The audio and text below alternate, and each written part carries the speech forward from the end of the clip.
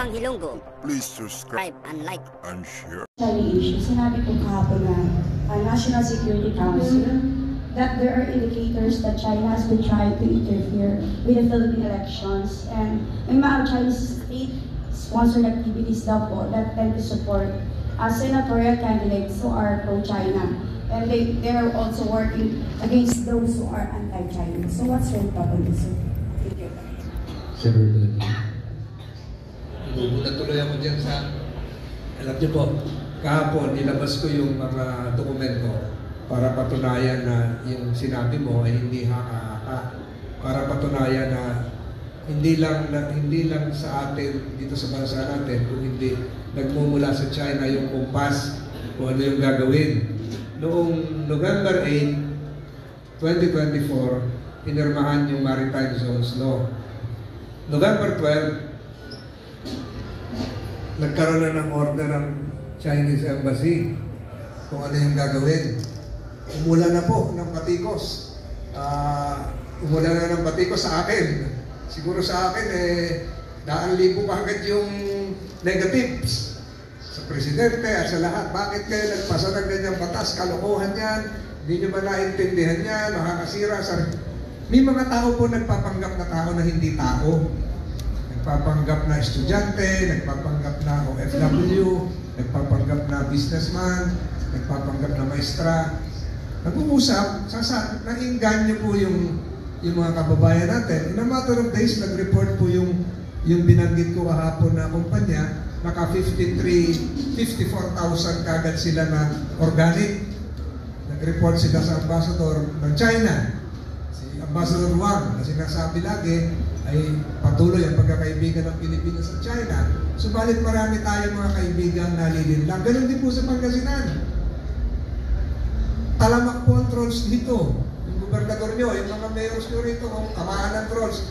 Yung kanilang structure, nagsisimula po sa Beijing, pumaba sa embassy, tapos meron silang mga kumpanya, at meron naman mga sub-companies na nag-organize local. Ito po, ito pinlas ko. Hindi na maintindihan ito. Ito po yung kahapon, ito yung kontrata ng isang kumpanya, Infinitus, sa Makati ito. Tinake down na raw yung Facebook kaninang umaga o magabi, hindi pa sila nagre-reply. Mukhang pinatawag ito na, hindi pa rin nagre-reply ang China. Kaya ako hinihilit ko sa DFA, kay Secretary Manalo, I call upon the good Secretary of the Department of Foreign Affairs to summon today, Biyernes ngayon, the Ambassador of the People's Republic of China to explain this interference in our domestic affairs, which is a clear transgression of our sovereignty. Isang arumal-dumal at nakakahindig na pagyapak sa ating kalayaan. Lahat pinakialaman nila, pati sa malls. Hindi ko lang nadala noon sa hearing yung mga gadgets kasi nasa husgado na cases were filed against several Chinese sa El Grande, sa Subic, final na sa Regional Trial Court Branch 36 sa Tarlac. Cases were filed in Makati, cases were filed in Palawan. Pending po lahat ito.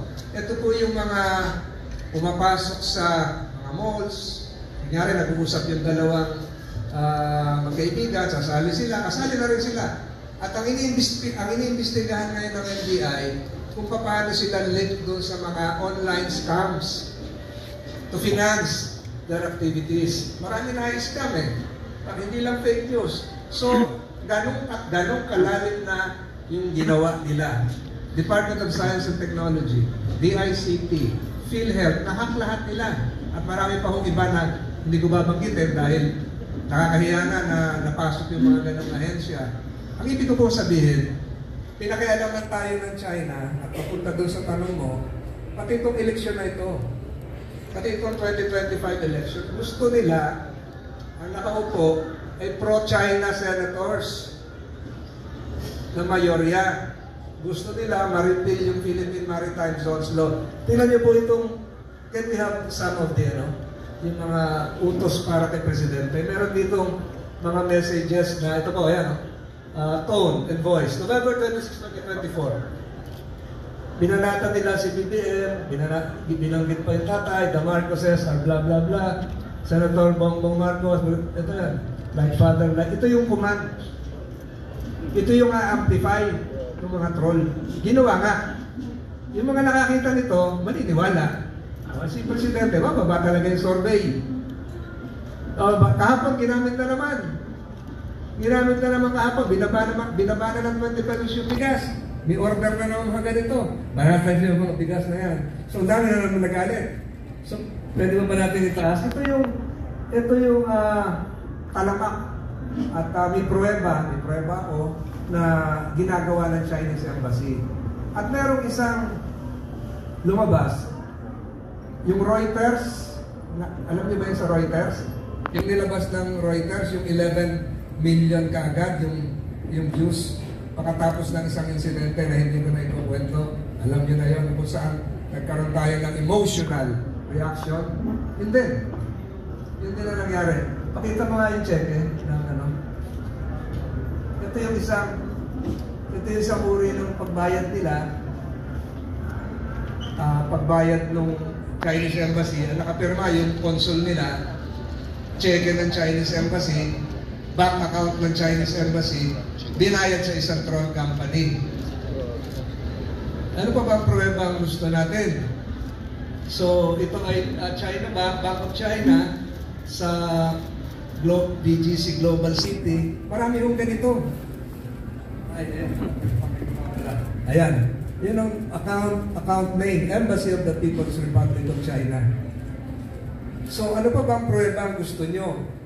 Siguro ngayon, nakaamba na yung pagkilos ng National Bureau of Investigation para malaman yung at ng Securities and Exchange Commission yung kabuuan noong sino ang organizer, sino ang incorporators noong kumpanya. At marami pa hong ganyan.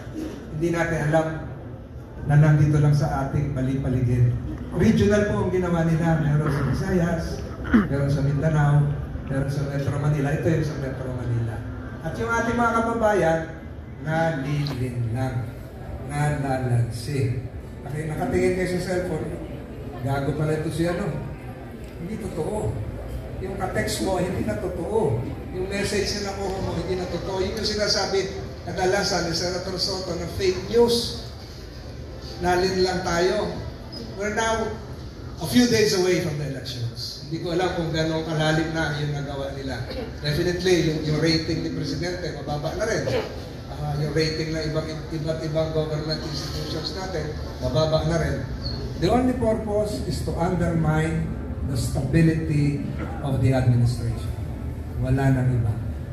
Kaya siguro, baka ipagpatuloy ko ito kung saan papapunta itong investigasyon. Hinihintay ko yung reaksyon hanggang mamaya daw ng Ministry of Foreign Affairs ng People's Republic of China. Hindi pa sila makareact sa embassy level. Alam po, tumatawag yan kagabi, baka ngayon mag-react na sila. Yung Infinitus Corporation, hindi pa nagre-react, pero tinake down na daw yung Facebook page. Tingnan natin po kung ano po ang kahinat na nito. Lahat po ito related, pati po yung drone na nahuli namin, yung pinareset pa sa akin kamakalawa. 5 po yung drone na yon sa Ilocos, sa Masbate, sa Initown, Misamis Oriental, isa po sa San Pascual, Masbate nga, meron pang isa. Lahat po ito ay mga surveillance submarine vessels underwater na lumulutang lang pag magre-report sa China. Meron silang boya na naglulutang sila at nagtatransmit ng message. Nasa hawak na po ito ng Naval Intelligence Authorities natin at Forensics na. Maliwanag po ito, coordinated lahat. Maliwanag po ito, iisa ang nagpukumpas, iisa ang baston. Maliwanag po ito, iisa ang direksyon. Pahinain po ang tingin.